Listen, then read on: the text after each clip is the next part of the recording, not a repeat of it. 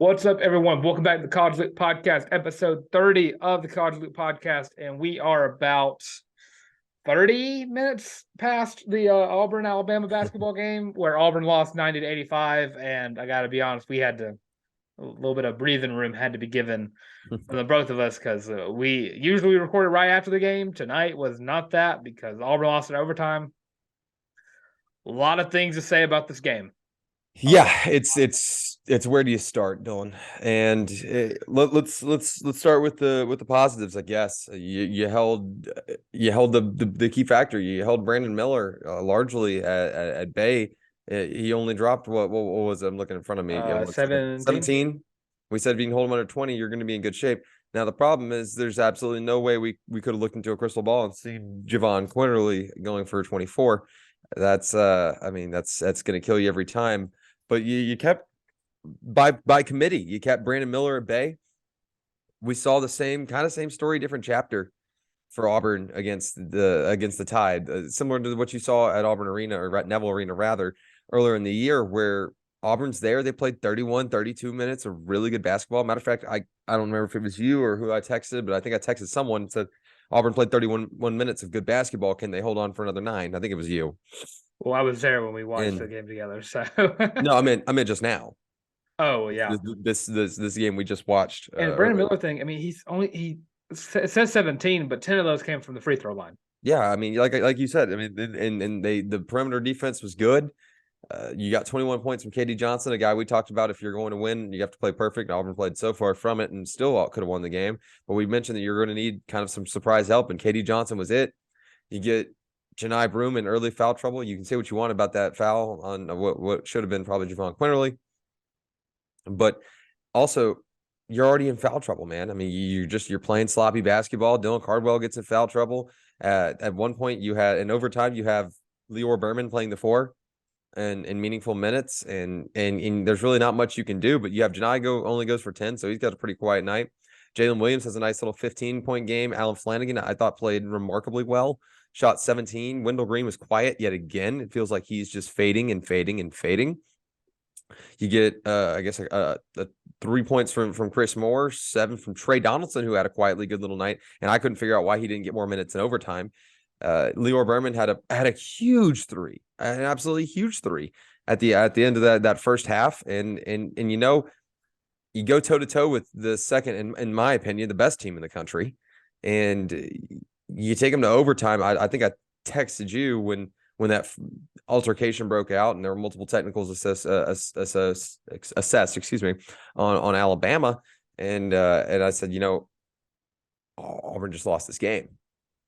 And I don't think that was because it was Bediako, correct, and Griffin. I knew Griffin for sure. Bediako, I mean, he gave you a solid not points tonight, but interior presence. The door was open. Auburn just wound up squandering it, and let's not forget squandering a 17-point lead, giving up a 16-0 run to Alabama in the second half. You knew the run was coming. You just want to know if Auburn can stop the bleed. And this team, I think, Dylan, not to sound like a broken record, I think they just are who they are. And I don't think there's any fixing them. I thought Bruce Pearl coached 35 minutes of a very, very damn near perfect basketball game. And the other 5 minutes looked clueless. This is not me throwing shade at Bruce Pearl specifically, because there's so many factors that go into that. And like I'll say it time and time again, he's the right guy for the job. He's a great coach. X's and O's wise, I don't know why that ball wasn't in KD Johnson's hand at the end of the regulation. You take Alabama in overtime, you're going to lose. That's going to happen. I know you've got success in the past, but it's going to happen. There are a lot of head-scratching moments here in a game that, quite frankly, Dylan, Auburn should have won. And you get swept by your in-state rival, a team that is really playing up the villain card for sure, because I don't really like to show bias on this a lot, but it got to be the most unlikable team in college sports right now. And then that's beyond the Auburn-Alabama rivalry. I know I've got a piece of paper that says Auburn University on it that I work pretty hard to get.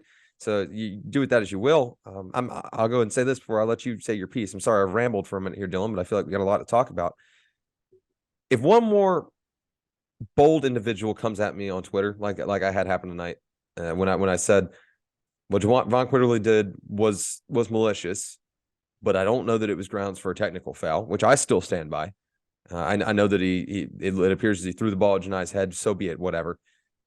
Part of it's a basketball play, trying to make sure you get it off the other team. If one more of you comes at me and says something about how I'm too harsh on Auburn, or uses some passive aggressive tone about how I am defending other schools and whatnot, I want you to know that I sunshine pump more than most people. He does. And this is not me taking a personal vendetta, Dylan. I really don't care. But I do want it known. I'm not trying to be the Debbie Downer here. I'm usually the last one to jump ship. And I'm still on the boat. I still think this team can make some noise going down the stretch. I actually got more confident in the Tennessee game tonight. After watching Auburn play tonight, I've got a tremendous amount of talent to the point where I may pick Tennessee to win this game. And may pick Auburn to win that game over Tennessee. From that point forward, Dylan, I mean, you chime in what you want on the Bama game. The floor is yours. I'm ready to talk a little Tennessee, and got some news today that's probably going to play to Auburn's favor. Yeah. I don't know where to begin with this game. Auburn had a 15-point lead before. I can understand where it wasn't a foul on Javon Quinn or Tech for throwing the ball at him. Okay, it does look like he threw the ball at him, but I'm not going to say it should have been a foul on Javon. Replay in hindsight's 2020, right? Yeah, I'm just saying that it probably should have been. It should not have been a foul on Janai at all. Oh, agree. And I mean, as it happened, you know, the 10-minute delay happened, and the two players got ejected. And I'm just there waiting to see what happens. And I see Javon Quinley go up to the free throw line, and I see Janai Broome walk off the court, and I'm like, "How is that a foul? I don't get how it's a foul on Janai." I mean, I was the fan in me was like, it should have been on Javon, but watching it again, I'm like, okay, maybe not on Javon, but definitely should not have been on Janai, who just got thrown to the ground and then hit with a basketball. But I agree. I positive from this game that I do see Trey Donaldson putting up 7. I really like Trey Donaldson and his minutes, and I'm with you. I don't get why he wasn't involved more. Another positive, I thought Semo, I thought Chris Moore did very well on defense. I thought he did pretty well at slowing down Brandon Miller, and he only got, I think, 3 fouls, which, I mean, it looked like they were just foul happy at some point in that game because Auburn did nothing right to the refs. I don't like doing that. I don't like calling out refs. I don't like doing it. I hate doing it.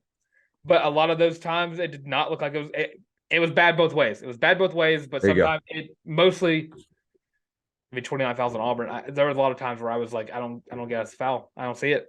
I don't get it. And ultimately, Dylan, I'm with you. I'm glad you included it. I thought the officiating was pretty bad both ways. They let him play physical a lot in the first half. I didn't think it was all that bad. Second half got pretty atrocious. Welcome to the ref show. And I do think there's an element. I'd love to get an SEC official on this podcast, and I'm not saying that to trash. I would love to talk.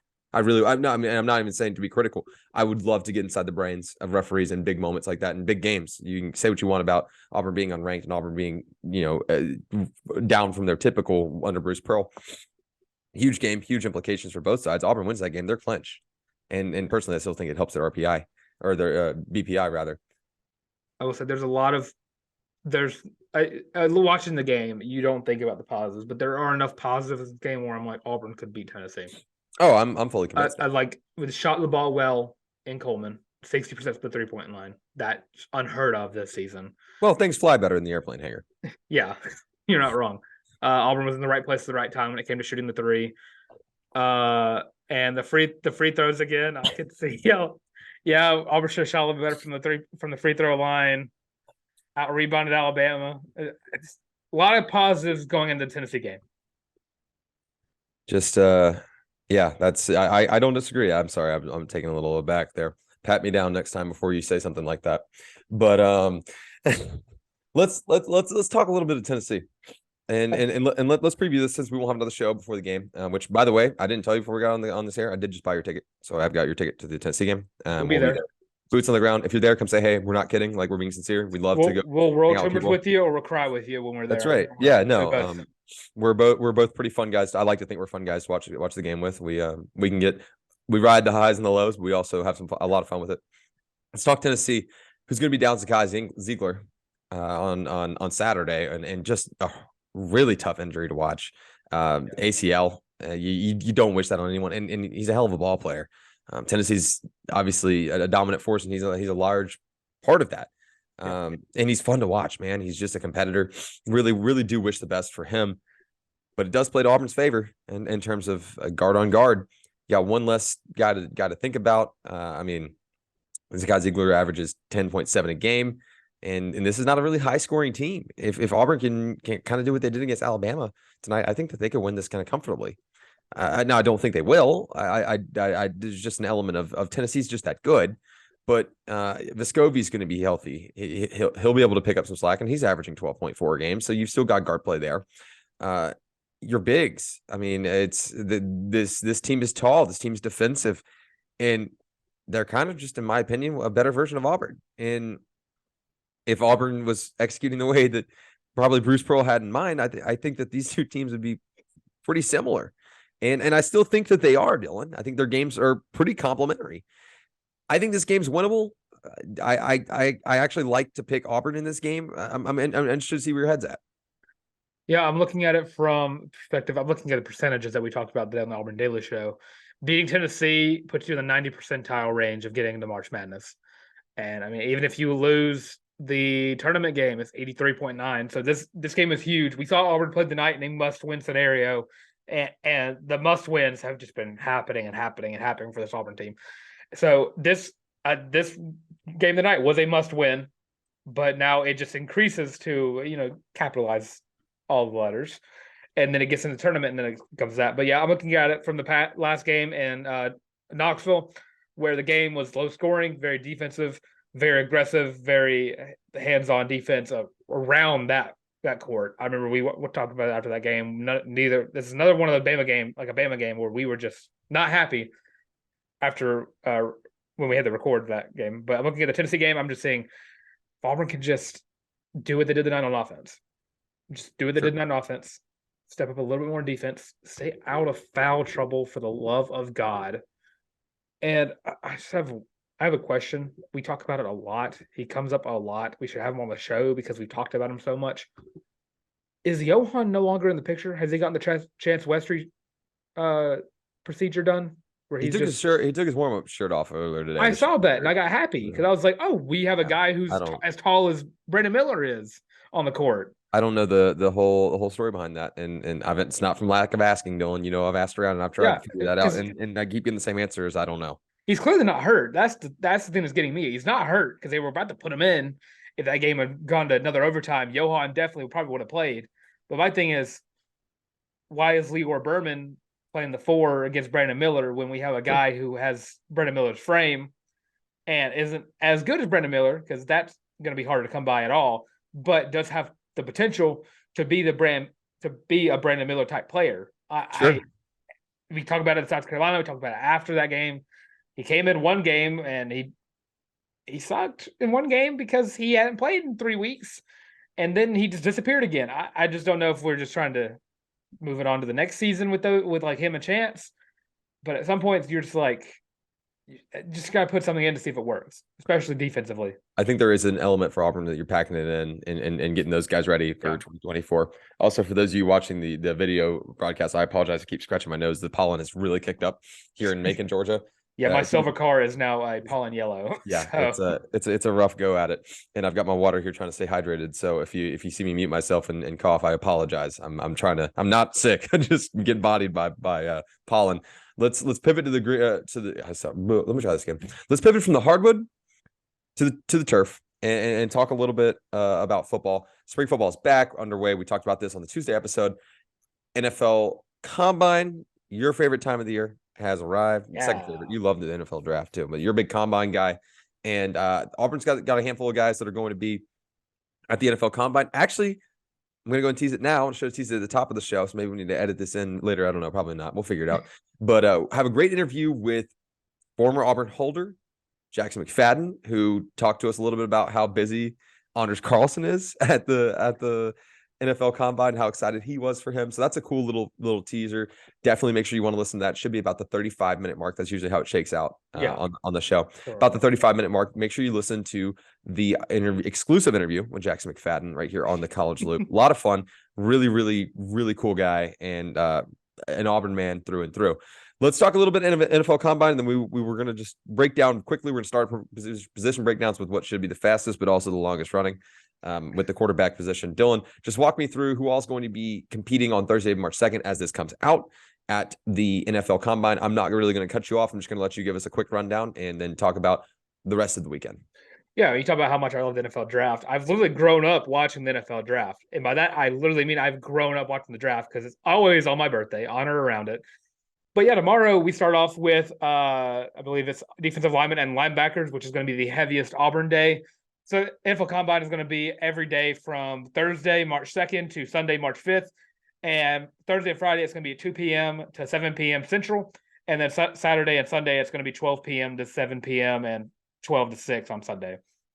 But yeah, tomorrow you got Owen Pappoe, you got Ike Leota, you got Colby Wooten and Derek Hall all competing, all trying to get their draft stock as high as they possibly can before Auburn Pro Day, which Pro Day is a great chance for like those guys who don't get invited.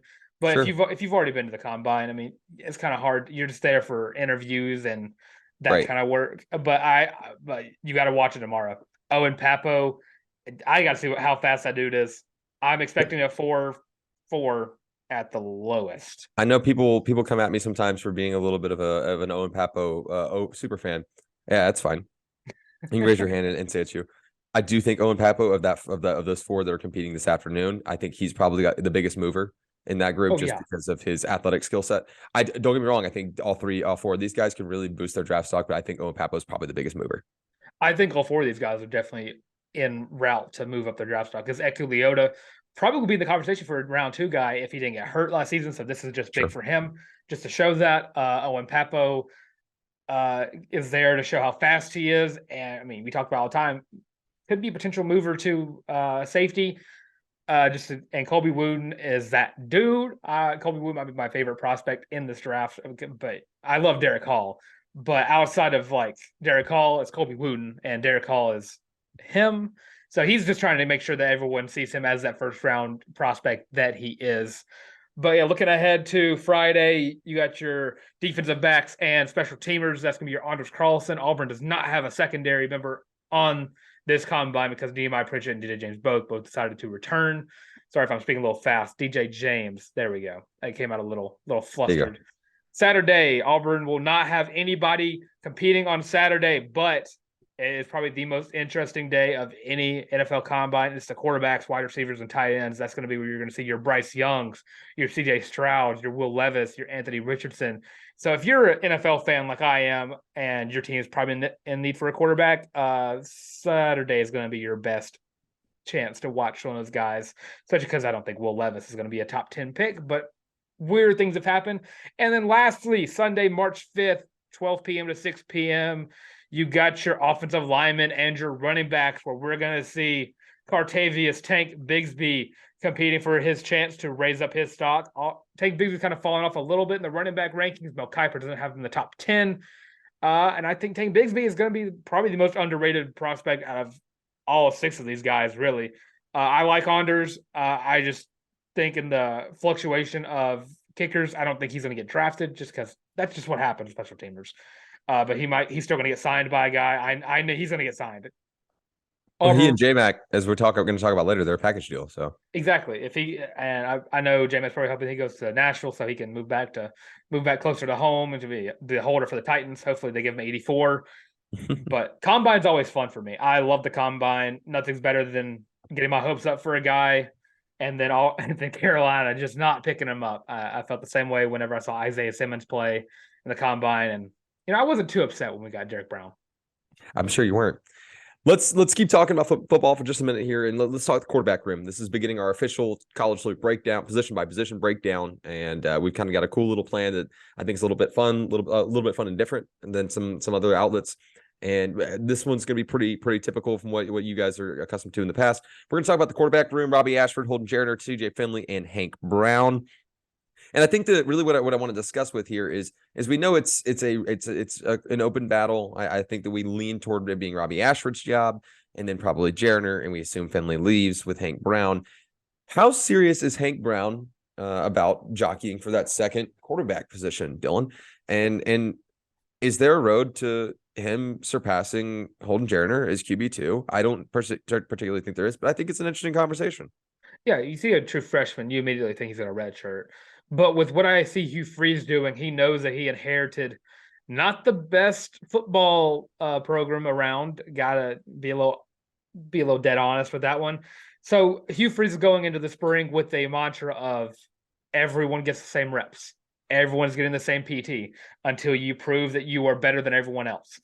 So this is a 4-man race, with what people don't understand. Is this Hank Brown is just as much in this as Robbie Ashford is, and TJ Finley is just as much in it as Holden Jariner is. And when I look at it, I do think Robbie Ashford is the guy. But Hank Brown, I like his tape. Holden Jariner is more of the pro style. He's not much of a runner. Hank Brown can run. I think if Hank Brown was to move to that number 2 spot, I don't see a future where TJ Finley and Holden Jariner are on this roster by fall.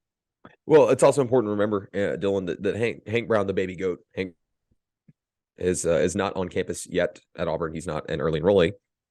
So he's not slinging the rock in spring practice, and you would think that doesn't put you behind the benchmark, but it does just a little bit. And I don't think it's anything about him not getting the chance that he's entitled to at Auburn. I definitely think that if he was not going to be set up for an opportunity to compete, that he would not have been offered by Hugh Freeze and brought with him from Liberty. Yeah. Your quarterback of the future is coming in next year, and Walker White. I think we're all pretty much on board with that. I think right now I feel comfortable saying it's going to be Ashford, Jariner, and then Brown. And I don't think that this quarterback room's done. I think that we're probably on the same page that even if it's just kind of a warm body veteran backup that's going to come on staff and position themselves to be a GA after post graduation, that makes perfect sense. Yeah. If you don't remember, there's a lot of guys out there who are still battling out as much as Auburn is. Sure. So, I mean, you have 3 quarterbacks at Ole Miss who all want to start, and I don't see a world where all 3 of those guys are on the same team by fall. Same thing with Georgia. I was about to say, if you're going to keep it in the conference, you've got to talk about Georgia. It's an interesting race over there. Presumptively, who did you project to win that quarterback battle? I think Carson Beck is going to take it. He got the second reps behind Stephen Bennett, and then Blake Vandergriff after him. I think Vandergriff is going to be the guy that goes.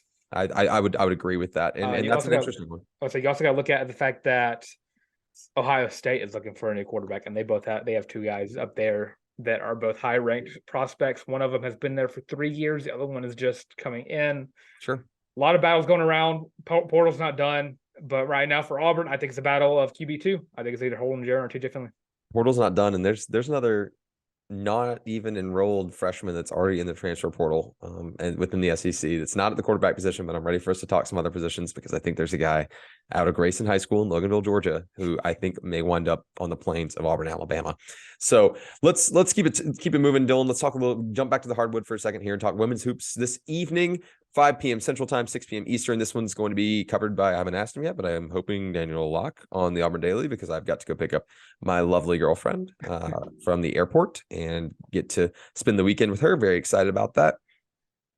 Auburn's going to take on Georgia in a rematch of a game where the Tigers went into Athens, shockingly, unsurprisingly shorthanded once again, and dropped that game by 11 in a game that you and I talked about, I guess, earlier in the week, maybe I think it was earlier in the week, about how they played this game close. They lose by 11, and it's way closer than the scoreboard shows. And it's an opportunity for Auburn to, I think, possibly get out of that first round of the SEC tournament. And then you're going to run into a freight train that is LSU, and that kind of is what it is. But Dylan, how awesome would it be for Auburn to snag one more SEC win and one more win on the season? And really it's got to be an opportunity to be a stepping stone into 2023-24, right? I'll answer that question with a question. If Auburn does move on to the second round of the SEC Women's Tournament, does that raise our grade for Johnny Harris from an A to an A+? Because that's far and exceeding any expectation we had for Auburn women's basketball this season. Am I right? I'll raise my A- to an A. Okay. So what if they go past the second round? Would they beat LSU? That's an A+. There we go. And this is not me being super critical. It's not all. I'm not. When I said A-, I don't want to sound like I'm being too critical of Coach Jay. It's just very hard for me to give A+. I'm just one of those professors, I guess. I just don't count your absences. I'm cool like that. But There were a couple of games that probably could have gone the other way if execution was a little better, and that doesn't all fall on Coach Jay. 100%. It's just like when I'm critical of Bruce, right? I'm 100% on board that Bruce Pearl's the guy at Auburn, and I'm 100% on board that Coach Johnny Harris is the answer at Auburn. But it takes a lot for me to give A+. So maybe if Auburn wins wins a game in the SEC tournament, if they beat Georgia this evening, I'll go ahead and bump mine to an A, and then no questions about the A-. I guess I'm a little bit more lenient when it comes to grading teams, because I always see it as how they look going into the season, what's the outlook, what are they predicted to go, and then if they exceed those, I'm more lenient to give them an A. Like I got into it with a Barstool employee because I wanted to give Tennessee an A+, and they didn't like that very much in football, at least. Oh yeah, they earned an A+ this past year, Josh Heupel. Anyways, that's not something I want to get too hung up on. Let's keep talking about women's sports for a second here. Let's talk gymnastics, preparing for their season finale, correct? Or they have one more? They have one more. They have Kentucky on Friday, and then next week they have a whiteout, because Auburn invented the whiteouts against versus Penn State. Penn State. Yep. Sorry. Penn State at home. This SEC finale. My apologies. There you go. Well, SEC finale. SEC regular season finale. Yes. There you go. I will actually, I'll be on site for the SEC championship of gymnastics. I'm very, very excited about it. And Auburn's going to go to Lexington, Kentucky. Beautiful town, great place, good food, great barbecue, good whiskey. And for those of you who are curious about my SEC town reviews, if you like this, just tweet at me and I'll make sure I throw one every time. Gonna go to Lexington and get to go compete against another high caliber team. Color me surprised. And I don't see a real reason why Auburn doesn't round this one out in the direction they're trending. They had that one little down meet at Missouri where they're resting legs and resting bodies as you do throughout the season. I think it's gone kind of quiet with this team because they're just so good. And it's kind of Auburn. I don't know if Auburn fans are ready for that kind of consistency. I don't know if they think they deserve that. Yeah, I mean, they're coming off a monster win versus Georgia. And when I say monster win, if you look at the box score, if you don't understand gymnastics that much, they beat them by, I believe that's 1.425. Yeah, that's a blowout. That is a blowout. If you beat them by, I think, 0.5, it's considered a blowout. This is borderline a shutout. Yeah, pretty much. But you can have shutout in gymnastics because there's never a 0 on anything unless you just don't do it. Yeah, I guess. Yeah, I mean, Auburn's back at full strength. I mean, every SEC team should be a little bit worried of the Auburn Tigers, especially if a couple of teams that beat Auburn in certain meets, you're getting Auburn on mutual, neutral site, and there's not going to be a little bit of environment going on. And from what I know about Auburn, we travel very well. In this SEC championships in Georgia, right in the heart of Auburn country. Yeah, it's like right over there. So hello, Auburn fans. Welcome to the Auburn-sponsored SEC tournament for gymnastics. It's the SEC gymnastics championships will take place at Gas South Arena in Gwinnett County, Georgia, actually where I graduated from high school. That's where I walked, and it's about 45 minutes from UGA, so I assume there'll be a good amount of Georgia fans and SEC fans travel well in general, but I would be shocked if there was not a boatload of orange and blue. What you're hearing is Tarr walked so soon he could flip. That's right. Yes, that's how that goes. Let's flip over to the Diamond Sports, and then it's time to head over to Jackson McFadden, Mr. J Mac. Yep. Auburn baseball rounded out their game while we were watching this overtime madness against Alabama and basketball. 18-8 over Florida A&M in 7 innings. Thank God for the run rule. Holy crap! I mean, about to see another USC thing going on. Literally. Another 3-game set this weekend, non-conference opponent of Lipscomb. And if you're at the 4:00 game on Saturday, we will probably be dropping by. We're running the Auburn Gauntlet this weekend. So we'll be at men's basketball, baseball for a handful of innings, depending on the softball scheduling. And then we'll be at softball that evening. So come say hey, come hang out, come drink a beer with us at baseball or softball. We'd love to hang out and talk ball. Should be a really good weekend against Lipscomb. Lindsey Crosby talked to us before the season started and said this is not a cupcake game or cupcake series. This is a team that does not hurt your BPI in an extensive fashion. So I'll take his word for it. And I don't like I said, I'm still learning the landscape, and it's been a ton of fun. It's interesting. The big storyline here is will Joseph Gonzalez be good to go on Saturday? Don't want to see him miss another start. And what does that look like if he's on limited innings, limited pitch count? Ike Irish is going to keep doing what he does, and you're interested to see if Auburn could finally pick up that sweep that it's has eluded it in the first 2 series. I guess I don't know what you guys. It's not a sweep against USC, but it's like not a loss. So yeah, you didn't drop a game, but you that's did right. pick up all 3. Right. Auburn softball played 7 full innings in a midweek game. For the first That's time weird. in a hot minute, I believe. It's been a while. They beat Troy, in-state rival, if you will, in-state opponent, 10-6. I love these Diamond Sports playing in-state schools. It's a ton of fun. I love it. And they're preparing for the J&B Moore Memorial Invitational. That's this weekend, and they're playing another in-state opponent. But first they'll play Bowling Green. Then they'll play South Alabama twice. Tennessee Tech again for just 1 game, and then Bowling Green again to round things out on Sunday afternoon. Dylan, I see 5 wins. I'm not being that guy. I mean, Auburn's 16-1 right now, 17-1. Yeah, something along those lines. 16 or 17-1. Some a little basic like that. Yeah, 16-1, 11-0 I at home. I also saw the circle referred to as the Pentagon earlier today, which is pretty awesome. Yeah, that's pretty good. I just wish we would have came up with it. Should have give us an interview with her, and we'll get a better nickname right there. That's right. Auburn softball is just I think too good for these opponents this weekend. I foresee at least 2 run rules. I would think that you run rule Tennessee Tech and probably grab one from Bowling Green, if not both. South Alabama is one of those wild cards because the state of Alabama is so rich in softball talent, and there's just no hiding that. The Southeast is very good at softball. For my sake, we have to sweep South Alabama because I may have already been trash talking your sister. Yeah, throwing some jabs at my little sister who's at South Alabama in medical school, and I was writing for sports, so I had to throw. Y'all are gonna get swept by our softball team. So yeah, I feel pretty comfortable. I said this last week on the Auburn Daily Show, so don't think this is a jinx. When Lindsay asked me about the 5-game set in the Tiger Invitational, I said I see 5 wins and I see 3 run rules, and I think I did pretty well. I really do see 5 wins again this weekend, and we'll be there, like I said, at the 5:30 game against South Alabama. Against Tennessee Tech on Saturday night.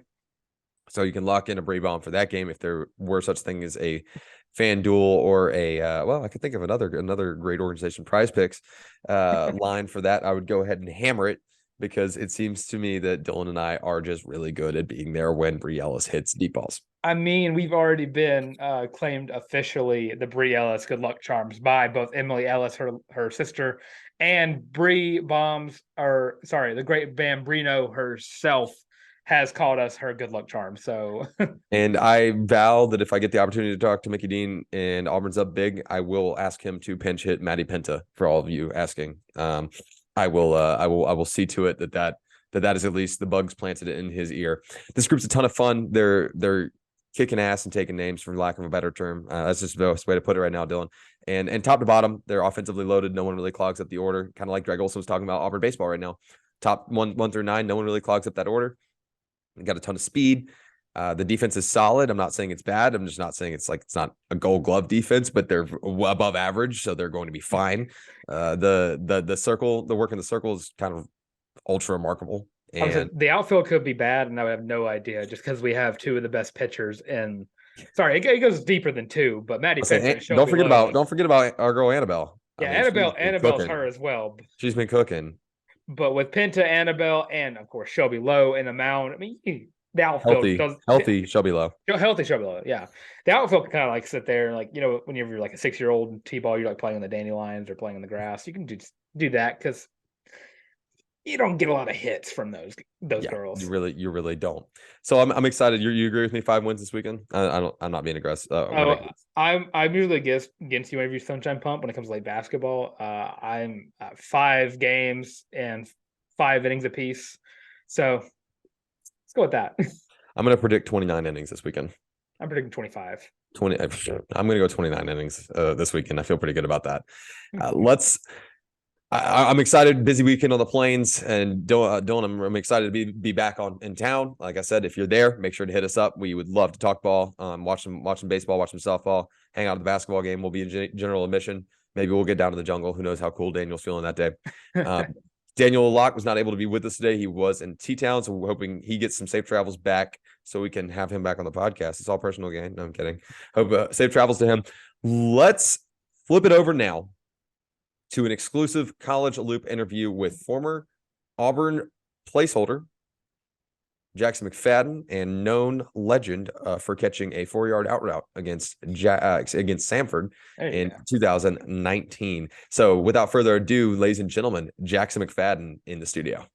Yes, now it is my pleasure to welcome in Jackson McFadden, former Auburn walk-on wide receiver. You know him best as the man that made sure the laces were out for the Honors Carlson, and 4-time SEC academic honor roll, smart cookie certified.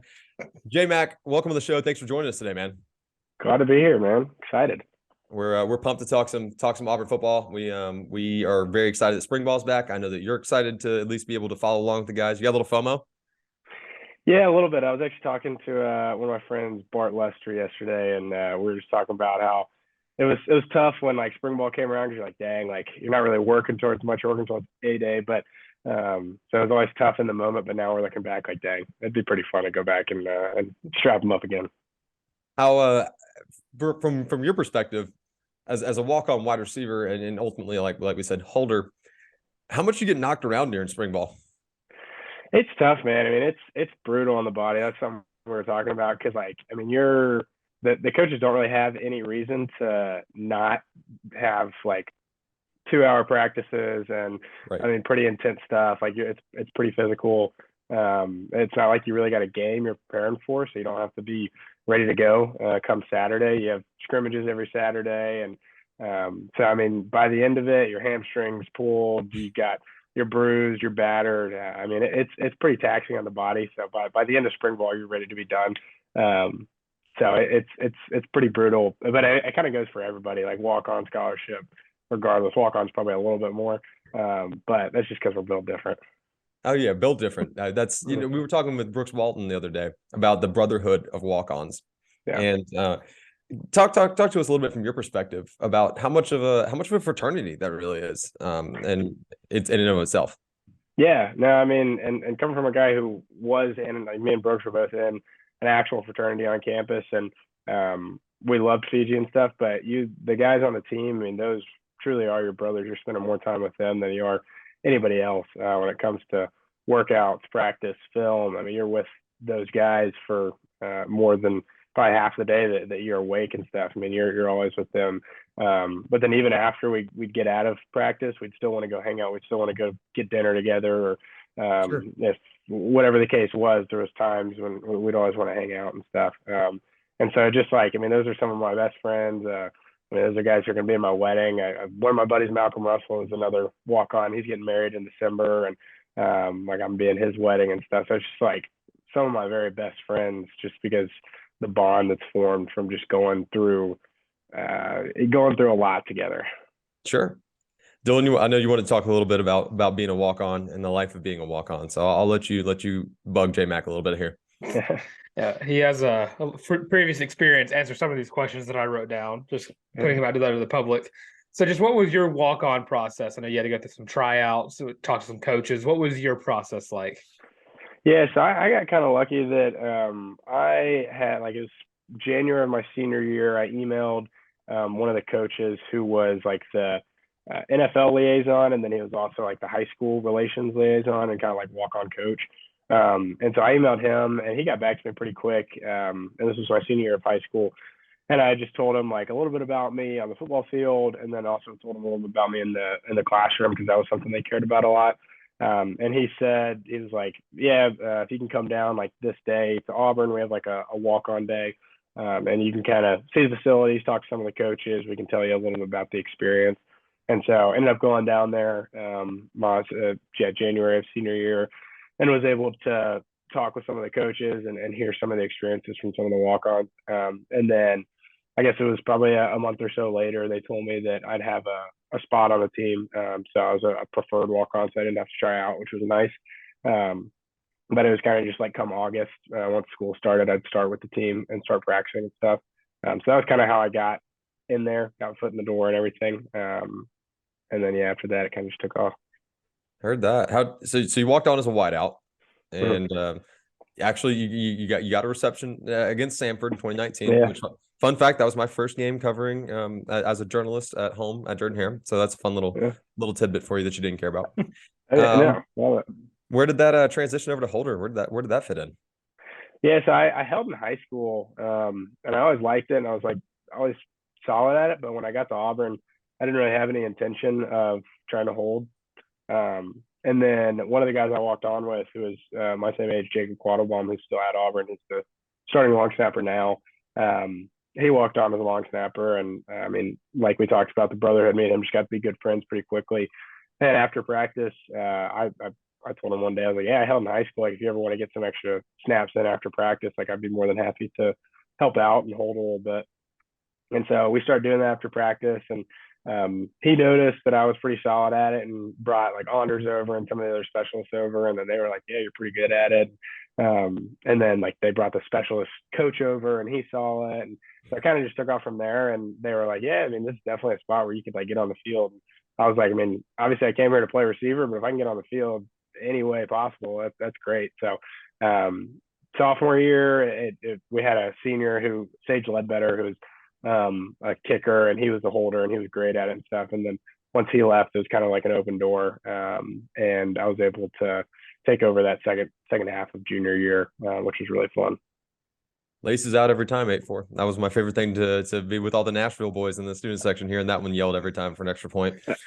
For a field goal. Oh, hey, yeah. you were pretty good at it, man. Laces were out every damn time. So yeah, I like to think 100% on holds when I was in there.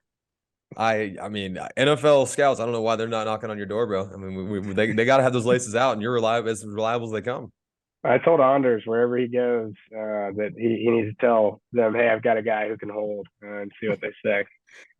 What's your relationship like with Anders? I mean, this is going to be the first year at Auburn that we're going to see a kicker not last name Carlson since 2015. Yeah, it's been a while. I mean, Anders was there for about 10 years, which is crazy. But no, I mean, Anders, he's one of my best friends.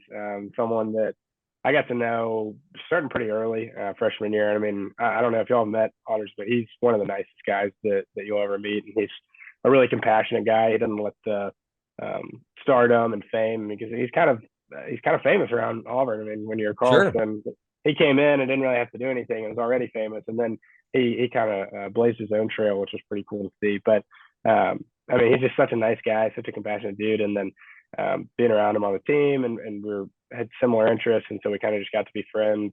And then once I started holding, obviously I was around him a lot, and he'll admit it too. He was pretty particular, as most kickers are, about wanting me at certain times during practice, and so I just made myself available to him. But we were hanging out a lot, and I was there for anything that he needed when it came to holding, because I was like, you know what, I want to keep this spot, so I got to make the kicker happy if I want to keep it. But yeah, no, he's definitely one of my best friends, and I'm pumped to see what he does at the next level. Yeah, we've not had the pleasure of meeting Anders, but we'd love for him to be friend of the program if he wants to come talk ball. That's something we're super open to. If you want to hook us up, by all means, J-Mac, we're not stopping you. Yeah, I might be able to connect. I bet he's a little busy right now at the combine, but no kidding. Maybe here soon he'll have a little downtime, and maybe you'll get him on. It'd be fun. That would be a blast. Now, I know Dylan wanted to talk to you a little more about pre-holder J-Mac, specifically that some are calling one of the most legendary Auburn moments in history in 2019. That's what I've heard. Dylan, go right ahead. So I remember we talked about this catch before. It was a little out route that you ran, and it was a hell of a catch too. It was like a one-hander, right? So what was going through your head whenever you made that catch? Yeah, so they called the play, and as I lined up, and the quarterback was Will Appleton, who was another walk-on and a great dude. And me and him had been on scout team together. We had a great connection. And so I was like, okay, like me and him got a connection. He knows, like, I'll catch the ball if he throws it over to me. And so I knew the play. It was an out route, and I saw the defense. And I was like, okay, like, I'm to the short side of the field. Will's probably he's probably nervous out there. It's his first time playing. He wants to just kind of get it out quick and get some completion. So I was like, there's a good chance that this ball comes to me. And so I run the out route, turn around, ball's coming. And I don't know if y'all remember that day, but I mean, it had been like an absolute monsoon the first half. So, and it was still pretty wet. It hadn't dried up or anything like that. And so I was like, dang, like, I know this ball's going to be kind of slick. My gloves are a little slick and stuff, but I was like, this could be my only chance. Like, I remember thinking as the ball's coming to me, like, this could be my only chance to catch a ball at the college level. And so I was just like praying that I was going to catch it. Stuck my hands up and caught it. And it was on the sideline. It was kind of close because I mean, like I said, it was wet, like was kind of bobbling going down. Came down with it, and I remember looking up and I see one of the Sanford coaches like trying to say that like I didn't have possession of it or whatever, and I was honestly about to get like really mad, like you're not going to take this away from me, like this could be like I want this stat. And so I remember like handing the ball to the ref, running in, like trying to go like, all right, next play, like let's go. But it was it was pretty fun. I was glad when we got the next play off, and I was like, that's one catch for me right there. I remember I tried to like make sure I turned my chest to the announcer, the PA, so they knew who it was and everything. Did you keep the ball? No, I didn't even think about that. I probably should have, but You definitely should have. Yeah, I know. I that might have been a good call. I was probably I wasn't able to think that far ahead, man. I was just so juiced to have caught a ball. I mean, like I said, rumor has it that it's right there with the kick six. That might be one of the most valuable footballs in Auburn football history. I know, and they may never know where it is. Some equipment manager's probably got it in his collection, and he's just waiting on it. He's waiting. He's biding his time, and then once I get really famous, that's when I'll sell it. When you're holding in the Super Bowl after Honors hooks you up. Yep, exactly. That's going to be it. It was really funny on that catch.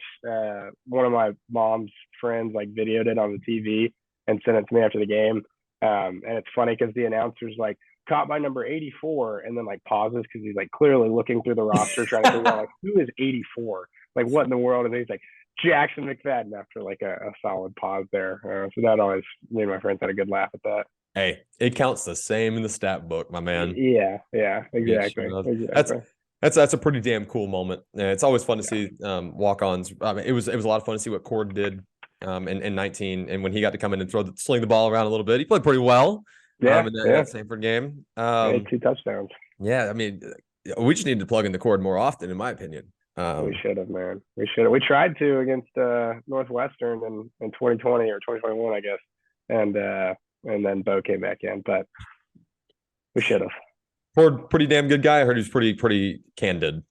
Oh yeah, he's the man. He's another one who because he was, he's like 5.5 years older than me. He was our same age, so he came in and we kind of went through the same. We call it War Dogs, which is like the freshman workout thing at during the season if you're not like playing a lot. And so we bonded over that, and he became definitely one of my best friends. And I actually got to see him this past weekend for the first time in a while. And it's just like we see each other, and it's like we hadn't had any time apart. We were just catching up and kind of starting off where we left off. So, but he's the man, and we always got a lot of work in after practice. He was always down to keep throwing after practice. I always wanted to run extra routes, so it was a good combo. Just guys being dudes, Dylan. Yeah, exactly. Go ahead, Dylan. I know you got a couple more. Or I got a bunch more. All right. So you took over the holder position midway through your junior year, correct? Mm-hmm. I'm not. It was after Ole Miss and LSU was your first career start? Yeah. My JMac Auburn knowledge is unmatched. Yeah. But so what was it like whenever you got that first career start when you heard I think it was at LSU? No, it was at home. It was in Jordan. So you heard your name on it. So what was that like when you heard your name when Rick Smith called your name as the starting holder? Yeah, it was pretty wild. So what happened is like, it was funny that like when they actually were doing the starting lineups like they did at the beginning, like in pregames and stuff, for some reason that year was the only year that they didn't do the long snapper and the holder, or maybe just the holder. Like they didn't do the holder on the jumbotron or whatever. And so I remember thinking, like, I actually went up to the like head of player development or whatever kind of handled that, and I asked him if we could get that changed or whatever, and he was like, I don't think we've ever done that in the past. And I was like, I vividly remember we have, but we have, damn it. Yeah, I was like, we have done that. But the first time I actually heard it was when we were running out there for the first field goal, and it was funny because it was Nehemiah Pritchett had picked the ball off and had run it back, and we like initially they'd called it a touchdown, and then they came back and said that he hadn't scored. And so I ran out there and we were about to like kick the extra point and stuff, and it was about my first one. And so I get down and like they're announcing like number 26 Honors Carlson to kick, number 84 Jackson McFadden to hold, and then the refs blow it dead. and they're like going to review it, and then they end up saying it's not a touchdown, and they have to go back. And so it's kind of funny because it was like a false alarm. It was kind of like our first time out there. But I remember talking to a bunch of friends afterwards, and they were like, when they first heard my name come up, because I hadn't really told anybody. Like I had kind of kept it to myself. It wasn't like a for sure thing, and I didn't want to jinx anything. But I think I told Beach. I think it was like the only person that I'd told before the game, and he was like, cool. And so like I was like going out there, and like all my friends were like super surprised. But then when we actually went out there and kicked it, I mean, it was one of the coolest things ever. Like hearing my name called as like the starter, essentially, it was really cool. But that first hold, I was so nervous that I was going to mess up. I remember looking across and I was like, holy cow, like that's LSU over there. I mean, they're the defending national champions at that point. They weren't very good that year, but I was like, that's the defending national champions, LSU over there. And so it was like the craziest thing. I was like, just don't drop it, don't drop it, don't drop it. And then got it down, he made it. And then after that, I was just having fun. So it was After that, it's just laces out every time. Exactly. After that, it was just like it was an afterthought. I was just getting it down. That's right. No big deal. No big deal. Yeah. That's got to rank up there in moments. That first hold, I'm sure the catch is up there, and either one of those are acceptable answers for the next one that you've been asked by anyone that's ever talked to you about playing football. But if you got to pull out one moment or one game that you go back and relive, or that you cherish and you'll hold on to forever, what are you going to tell your grandkids about? I'd probably say Penn State senior year. The first field goal that we had was, I mean, it was 0-0 first quarter. And I mean, y'all know, night game, white out, like kind of first real game back from COVID. They're the first team to ever have all their fans wear white, by the way. First team to. Yeah. No one ever did that before. And so, I mean, the place is like absolutely rocking. And so it's fourth down. We're running out there to kick a field goal. And I remember thinking like, holy cow, like I'm kind of nervous. This place is going nuts. And I remember looking at my long snapper, Jacob Quattlebaum, and I could tell he was nervous. And then I looked at Anders, who's like, Anders is normally like cool, calm, collected. And I could tell he was a little nervous too. And so I was like, you know what? Like, I'm going to be the mature one here, and I'm going to not be nervous. No, I'm just kidding. But I was like, you know what? Like, let's just soak this in and like see how cool this actually is. Like, I mean, this is like a very storied football program. Penn State is a storied stadium. Like, enjoy this, like how cool this is right now. And so that's probably one of like the coolest moments, because I really just was able to like calm down and soak it all in. There's so many times when the adrenaline's pumping and you're just like, whatever the play was happens, and then you're like, you can't really remember it after that. But that's something that like I'll truly be able to like remember, because I kind of calmed down. I was like, let's just like enjoy how cool this environment is in this situation. That the loudest place you've ever played? Yeah, that place was nuts. I mean, I don't think anything compares to Jordan-Hare. You go back to perfect. There's the clickbait. There's the clickbait. Yeah, there you go. I don't think anything compares to 2019 Georgia, even though we lost that game because we were down like 21-0 going into the fourth quarter, and then we scored 2 touchdowns. And when they had third down after we'd scored, so it was 21-14, they get the ball, it's third down. I think that was the loudest I've ever heard a stadium, like from being on the field or on the sideline. Like that place was absolutely rocking.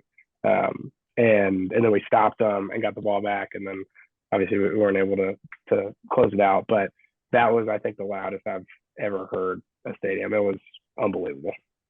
That's I tell people that all the time about that 2019 season, because you get lost in the sauce with the Iron Bowl, right? Yeah. At Georgia game, you couldn't think. It was so loud in the fourth quarter. Crazy. It is ridiculous. That and honorable mention Penn State in 2022. People talking. I don't know if you were at that game or not. Yeah. That, I mean, at the beginning, I mean, obviously Auburn winds up getting blown out, but the ground was shaking. It was unreal how loud that place was. And I've been to Death Valley. I've not been to Kyle Field. I know you have. Not been to Kyle Field, but Death Valley doesn't compare. Sanford Stadium sure as hell doesn't compare. Yeah, and I'd imagine Bryant Denny can't really hold a candle to it. So yeah, it's always fun to hear guys talk about how loud Jordan-Hare is, because I think people will forget about how much sound bounces off that jumbotron. Yeah, I know. It's ridiculous. And I mean, even like Georgia player, I can't remember what Georgia player it was, but I think it was a Georgia player at SEC Media Day last year, talked about how tough a place to play Jordan-Hare is, like regardless of the team that we have. And I mean, we saw that in 2021 when we played Bama, and like we played them close and stuff, and we had no business being in that game, and we were just able to because like the stadium was just like the home field advantage is unreal.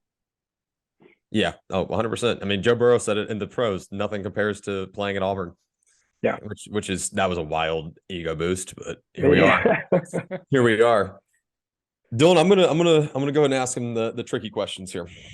And J Mac, you answer this as you feel fit. You went through, and I'm not going to ask you about I'm not going to ask you to throw Brian Harsin under the bus. That's not what we're here to do. But you went through a coaching change while you were at school, and there's a group of guys that are doing the same exact thing right now. And I find it hard to believe that you wouldn't know at least a couple of guys that are going through it right now that are still with the program. How much can you relate to these guys in terms of how much of a big change it is? Especially these guys got a brand new facility. Yeah. No, I mean, it's tough. And I mean, specifically for me, when all of that happened, like we were talking about, like that junior year was when I kind of came out from just being a walk-on and was actually like playing a little bit. Obviously as a holder, I got on some special teams. I kind of made my way off scout team when it came to receiver and was actually like running with the offense a little bit. I mean, as just a reserve, but like was off the scout team. And so I'd kind of like made somewhat of a name for myself with the coaches and whatnot. And then just like that, everybody's gone who knew anything about me, and a whole new staff comes in. And so I think it's tough for everybody, like walk-on scholarship, whoever you are. It's tough when you have a coaching change. But that was something that I found extremely difficult, was the fact that I just felt like I was back to square one. Like I came back in after Christmas break, like after we had gotten done with bowl game and everything, and Harsin was taking over, and it was just like I was back to being a freshman walk-on again, and I was about to start my senior year. So I was like, that's something that was extremely difficult for me. And then I know for everybody else, it's just tough adjusting to, and from both sides, from the coaches and from the players, it's just tough adjusting because there's going to be growing pains on both sides.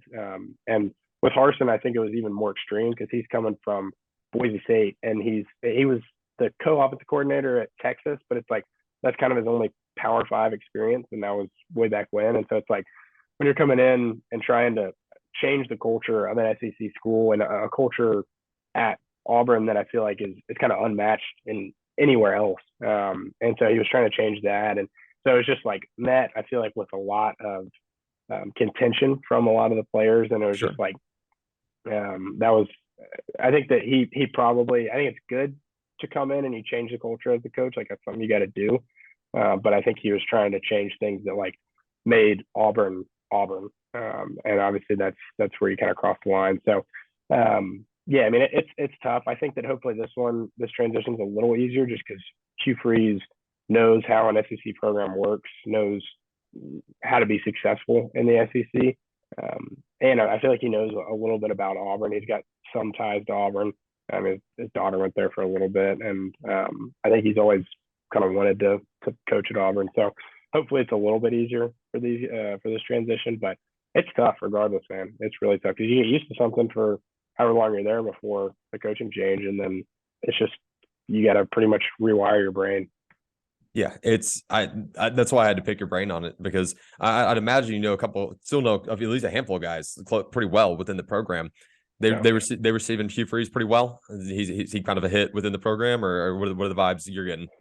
Yeah, I think it's definitely been pretty good so far. I think I was talking to Jacob Quattlebaum a little bit ago, and he was saying that everyone is kind of getting behind him and getting behind the strength. I mean, right now, like they're going into spring ball, so they'll be with the coaches a lot more. But like during the winter and stuff, you're with the strength coach, strength staff the entire time. And so like that's kind of like your first impression of the kind of the new staff is just the strength staff. And so you kind of got to get behind them first, and then you'll have meetings and whatnot. Then you get to spring ball. But he said that they're really buying into the culture and that they're doing a really good job of just kind of making it a good experience for everybody. So I think so far it's been pretty good. But it'll be interesting to see how the entirety of spring ball goes. Heard that, man. I was just curious. And Dylan, go ahead. I know you're going to talk a little more about Freeze and the future of Auburn football. So, what is your current outlook for the Freeze tenure or his future for Auburn football? Yeah, I'm honestly pretty excited. I think it's a good hire. I think, I mean, he's like we talked about. He's a really good football coach. He's had a lot of success. He did really well at Ole Miss. He did really well at Liberty. He's got some off the field issues that have obviously kind of overshadowed what he's done on the field. And so I think that that's something where he'll probably be on a shorter leash in those terms with the coaching and with like the fans and everything like that. But I think that if he really has put it behind him, like he said he has, and I mean, I think it goes a long way that his family has spoken out about it, saying that they have forgiven him and that he's turned a page and turned the next chapter and everything like that. I think that if he just goes out there and does the right thing and coaches ball like he's able to, I'm really excited for what he's bringing to the table. I think that it was a good hire. Like I said, a guy with SEC experience is really good. I feel like it was kind of a wild card taking Harsin because they were like, it could work out, it could not, and obviously it didn't work out. But I think it's always what we needed this go around was someone who had SEC experience. So I like to hire from an on the field perspective. Again, it's just really gonna only time will tell to see if he's really put all that stuff off the field behind him. Sure. I think that's completely fair analysis, Jackson. I think you hit the nail on the head. We talk about that a lot on here, specifically as we kind of started this up shortly after Hugh Freeze was introduced as head coach at Auburn. It's a matter of winning's the ultimate cure all, right? And I think the dude's a winner. I really do. And you can nitpick him for things coaching decision wise for sure, and there's certainly the off field discussion. I think in large, this was at bare minimum what Auburn needed right now. I do think Auburn can be very successful under Hugh Freeze. I think they can make college football playoff, specifically when it expands under Hugh Freeze. So that's I'm glad we got to talk to you a little bit about that. Another very, very serious, tough question here for you.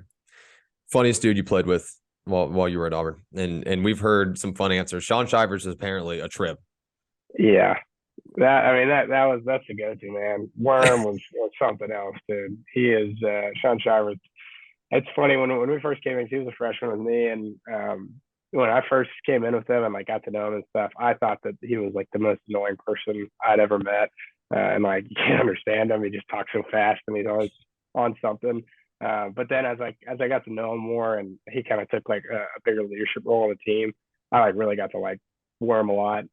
He was someone who was gonna come in and have a good time and have fun and stuff, but he was someone who was gonna work extremely hard. I mean, he was not gonna let anybody outwork him. He was gonna go and get after it. He was gonna do all the right stuff. Like he was truly just like a grinder. And I hated that we had such a good stable of running backs. I feel like he never really got as good of a chance maybe as he could if we didn't have those guys. But I mean, the dude was hilarious. Like just some of the stuff that he would say, some of the dances he would do, some of the stuff he'd do around the locker room. Like, I mean, it was just like there was never a dull moment with Worm. He was great. Brooks was saying that he had a locker that I guess backed up to him in the home locker room, and that he didn't even know what the hell Worm was saying half the time. No. And I remember talking to Anthony Schwartz like freshman year about it or something. And he was like, you can kind of like understand like what he's getting at, but like it's kind of like you can understand someone, but you can't speak the language or whatever. It's kind of that where it's like you can understand it, but like you have no idea what to say back. Like it wasn't gonna work. But yeah, dude, you half the time I didn't know what was coming out of Worm's mouth. Yeah, Dylan, maybe we need to work on getting Shaun on the show. Yeah, former Indiana running back and Auburn highlight reel Shaun Shivers. Yeah. That'd be a great interview. I have an idea for the cover photo for that one. Just throwing it out there. Yeah, it'd be a good one out there. That's right. Dylan, go ahead. So how is life after football treating you? It's been good, man. I mean, I definitely miss football a lot. And when I first started work back in July, it was I guess like towards the end of July and then beginning of August when everyone was getting to the fall camp and stuff. And fall camp's like pretty rough. But I was like, dang, I miss football a lot. Like I was like, I wouldn't mind going back to the freaking 15-hour days that you have during fall camp and just the absolute beating your body takes and stuff. Like fall camp is like spring ball on steroids. Like it's you're always at the facility, always doing something, and your body's just getting beat down. But I was like, dang, I'd love to go back. But no, I mean, it's been good. It's nice, like, not having to absolutely like tear my body apart with whether it's workouts or practice or whatever. I can kind of do it on my own speed and pace, everything like that. I'm still trying to stay in shape. Well, Work's for when not the league nearly. calls you. Yeah, exactly. I got to be ready if once the Titans reach out and everything. No, I mean, work's been good. It's like it's not as exciting as football and stuff, but it was fun this past season to really truly just like be a fan, and it's cool because I still knew a lot of guys on the team, so it was really fun to cheer for them and feel like that connection and stuff. But not necessarily have like the emotional highs and lows, and probably a lot more lows this past season that they were going through. So I was still able to talk with some of the guys on the team and see how they're feeling and everything. But just truly being a fan was pretty fun, and really just like being a college football fan again. Because I mean, when you're playing, you're at the hotel Friday night and then Saturday morning meetings and stuff until the game. You maybe have a little time to watch game day or to watch some of the games. But like there wasn't a ton of time to be able to watch the other games, and so it was like really fun just to be able to like watch a lot of college football this year again. So that was fun. But Heck yeah. no, man, I'd go back and do it again right now if I could. Any mean, desire to get into? Oh, sorry, Dylan. I was gonna say they let Sal Cannella come back after his year off to do Auburn's pro day. You think you can just go up there for pro day and just run the 40, do some bench press, do some routes? Yeah, I guess I could try, man. My numbers probably wouldn't be very good these days, but I still got the routes. I still got the quick feet. I got the hands. Like I could show them what's up. So what was your 40-yard dash? What's the record? I think that my best one, I wasn't like I wasn't a speed guy. I think mine was like a 4.7 or something. So it wasn't anything like crazy. You would still leave us in the dust if it makes you feel better. So. Well, I appreciate that. I was a possession receiver guy. I run a good route, catch it, and get hit or get out of bounds or There you go. fall down or something like that. A little slot action. Who says no? Yeah, exactly. Love it. Exactly. And any desire to get into coaching? I've thought about it a little bit. I don't think I'd want to move past the high school level. I think that'd be the farthest I want to go. Just seeing what the college coaches have to go through. I mean, you're during the season, you're there from like 6 or 7 a.m. till 6 or 7 p.m. and it's just a grind. And it'd be fun. Like you're talking about stuff, but it's so much of a grind. And in the off season, you're on the road all the time, recruiting and stuff like that. So I love the game and I loved playing football. And I was more than happy to put in the 12-hour days that I had to at times when I was playing. But like the passion's just not there as much when it comes to just like coaching. So yeah, that's kind of how I've always put it. It's like I was willing to do whatever when I was playing. But when it comes to coaching, I think that that passion wouldn't be there as much. So maybe like a volunteer high school coach down the road. There you go. We're running low on time here, but I do have two. Both of them should be pretty quick left to go. We ask everybody both of these. So we talk a lot about the Auburn family on this podcast because our audience tends to kind of connect with it, and Dylan and I sure as hell do. Yeah, you're part of as cliche as it sounds, you're part of a family for life. Just to tell us a little bit about how cool that is. Maybe an experience you've had where you're like, wow, like this is not just bullshit. Yeah.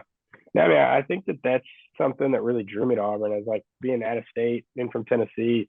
I was really expecting to go to UT Knoxville and was pretty much set on going there until I visited Auburn for the first time in January of my senior year. And that was something that really jumped out at me. And as I went through college, like that was something that never left me. And so, I mean, I think that just the times since I've graduated that I've been with people from Auburn, like this past weekend, I was at a wedding in Atlanta and there was a bunch of Auburn people, and it was just like, I mean, wherever you are, you can be in Atlanta, you can be in Charlotte, you can be wherever. And like, you get with some Auburn people and it just feels like home kind of thing. Like there's just that level of comfort and level of just like feeling where you should be kind of thing.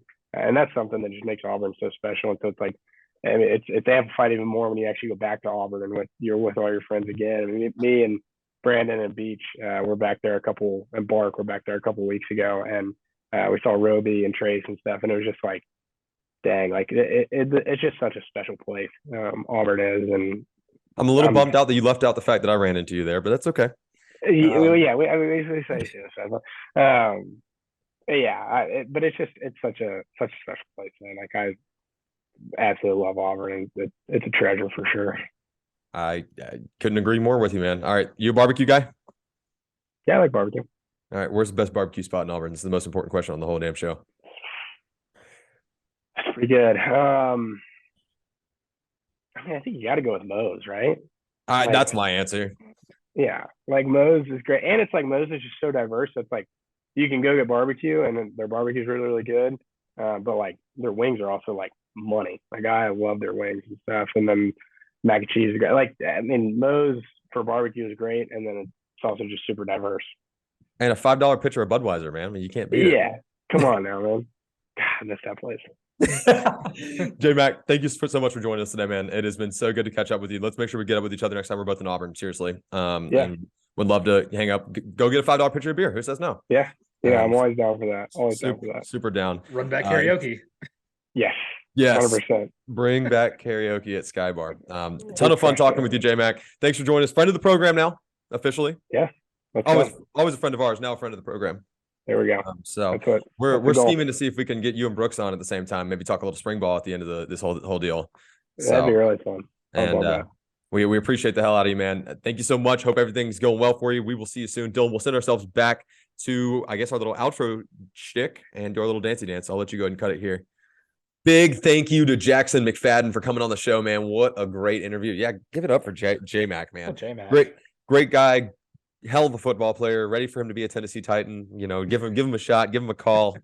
Tennessee, Nashville needs him back home. But yeah, friend of the program now, Dylan. And man, I'm having so much fun with this interview series. And I got no plans on making it stop, if it's okay with you.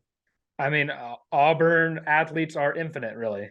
That's true. New ones come in, new and leave, and they're always available for interviews. And I mean, I think we're kind of fun to have an interview with. We're not too serious here. We're pretty chill. We're pretty chill around here. Yeah. Had a ton of fun talking to J-Mac this week. We've got Sundays just going to be the boys, just going to be the lads. So I'm sorry to disappoint you guys. It'll be a shorter episode though because it's just the lads. And then Tuesday of next week should be Zach Blackerby. That could get flexed to later in the week, depending on Bree Ellis and what her schedule looks like. I know she wants to come back on and talk some softball and talk about Auburn's recent dominance. She's been on a tear since she came on the college loop. So I don't know, either that's a jinx to break the streak or it just makes you superhuman. I'm not sure which one yet. The great Bambrino. That's right. Having a ton of fun with that. I'm going to go ahead and start this since Daniel's not here, and then I'll let you get us out of here. I know that we are cleared for takeoff, Dylan. So let's we're already through TSA and we're cleared for takeoff. And I'll let us go ahead and get out of here. I'm Harrison Tarr at by Harrison Tarr on Twitter. If you want to check out my written work, you can check me out at the Auburn Daily. That's theauburndaily.com. There's no gimmicks, very easy to find. Also, more of my podcasting work is on the Auburn Daily Show. That's every Wednesday and Friday. Wednesday with the dangerous Dylan Larck right here with me, like I always am on the College Loop. And then on Fridays is with the lovely, legendary Lindsey Crosby, like my alliteration here. Lindsey Crosby. You can find out all of that anywhere that you can find all of my socials. Like I said, at by Harrison Tarr, anywhere you want to find me. Dylan, tell all the folks where you can find us. And I know you've got your little bit that you're going to execute, so I'll let you go ahead and do it. Well, make sure to follow Daniel Larck at Daniel J. Larck on Twitter. Follow him wherever and Dangerous watch Dan. all of his articles that come out weekly. Also, you can also follow me on the Auburn Daily Show every Monday with Lance Daw and Wednesday with Harrison Tarr. Catch our last episode where we talked about Auburn's chances in March Madness.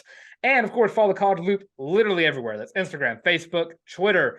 That's Spotify, Apple Podcasts, Amazon Music on the way, Google Podcasts on the way, all that jazz. But guess what?